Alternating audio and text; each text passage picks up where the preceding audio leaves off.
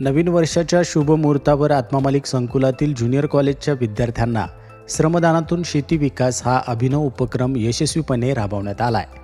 राष्ट्रीय शैक्षणिक धोरण 2020च्या अंतर्गत तत्वानुसार हा उपक्रम राबवण्यात आला असून आश्रमातील शेतपरिसरात विद्यार्थ्यांनी उत्स्फूर्तपणे सहभाग नोंदवत प्रत्यक्ष शेतीचं प्रशिक्षण घेतलं आहे.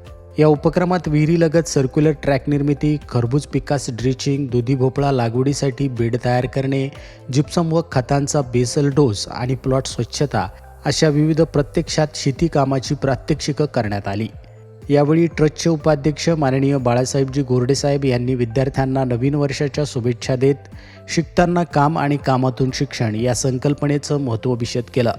शेती विकास, जीवनमूल्य, नेतृत्व गुण व आत्मनिर्भरतेसाठी प्रत्यक्ष अनुभवातून शिक्षण घेणं हीच नवीन अभ्यासक्रम अर्थात NEP 2020ची खरी दिशा असल्याचं त्यांनी अधोरेखित केलं.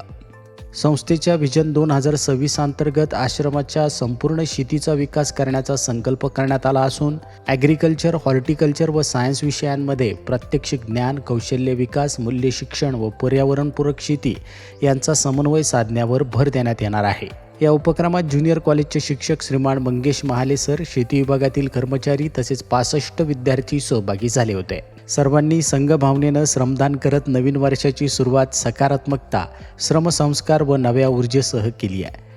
आजचे विद्यार्थीच उद्याचे कुशल, आत्मनिर्भर व पर्यावरण जागरूक नागरिक घडावेत या उद्देशानं राबवण्यात आलेला हा उपक्रम शालेय व महाविद्यालयीन शेती शिक्षणासाठी एक आदर्श मॉडेल ठरणार असल्याचा विश्वास यावेळी व्यक्त करण्यात आला.